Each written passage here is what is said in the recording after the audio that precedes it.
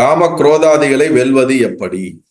எனது காம குரோதாதிகளை வெல்வது எப்படி? பதில்: காமம், குரோதம் முதலியன உணர்ச்சிகளை, எதிர்மறையான உணர்ச்சிகளை வெல்வது எப்படின்னு கேட்கிறார். காமம், கோபம், குரோதம், மதம், ஆச்சரியம், போட்டி, பொறாமை போன்ற எதிர்மறையான உணர்ச்சிகளிலிருந்து வெளிவருவது எப்படி? பதில்: அகந்தையின் எழுச்சிக்கு பின்னரே காம குரோதாதிகள் எழுகின்றன. அகந்தையே தனது உண்மையை மறந்த அறியாமையின் இருந்து எழுவதாகும். இப்ப இதுக்கு முன்னாடி சொன்ன சப்ஜெக்ட் அதை அப்படியே ஓரம் வச்சிருங்க. இது வேற சப்ஜெக்டுக்கு வராது. இப்ப ஜீவன் என்ற நிலையிலிருந்து நம்ம பேச போறோம்.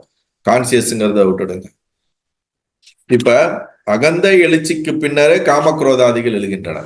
அகந்தைன்னா நான்ற உணர்வு, அகங்காரம். இந்த ஜீவன் என்ற உணர்வே வச்சுக்கோமே.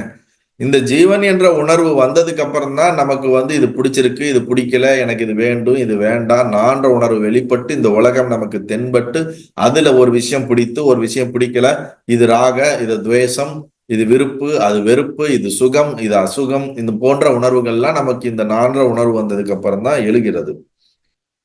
அததான் சொல்றாரு. ஆகவே அறியாமையின் விளைவாம் அகந்தியே பேத விவகாரத்தை முன்னிட்டு காமக்ரோதாதிகள். ஆதலால் காமக்ரோதாதிகளை களைய விரும்புவோன் அவற்றின் மூல காரணமாம் அகந்தையை, அதாவது தேகாத்ம புத்தியை இடைவிடா நான் என்றென்னும் விசாரணைகள் களைய வேண்டும்.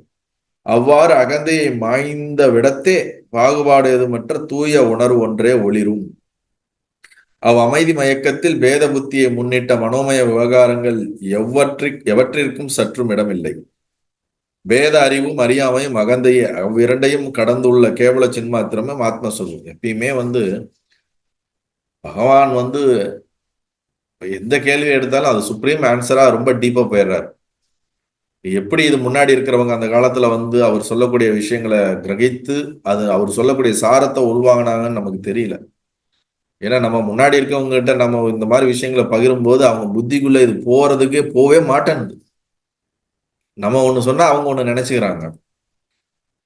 இன்னைக்கு சொல்லும் போதே எப்படி இருக்கும் பொழுதுன்னா, அந்த காலத்துல அவர் சொல்றதை அப்படியே அவர் சொல்லக்கூடிய கான்டெஸ்ட்ல இவங்க எல்லாம் எடுத்திருப்பாங்களா அப்படிங்கிறது புரியல. அந்த அளவுக்கு முன்னாடி இருக்கிறவங்க புத்திசாலியா, அதிகாரியா, உத்தம அதிகாரியா இருந்தாங்களான்னு தெரியல. இல்ல அவரு நீ உத்தம அதிகாரியா இருக்கிறியா இல்லையான்லாம் பத்தி எனக்கு கவலை கிடையாது. என்கிட்ட கேட்டேன்னா நான் இருக்கிற ட்ரூத்தை நான் அப்படியே பிளண்டா சொல்லுவேன். அதை நீ எடுத்துக்கோ எடுத்துக்காம போன்ற மாதிரி அவர் சொல்லிட்டாராங்கிறதும் நமக்கு புரியல.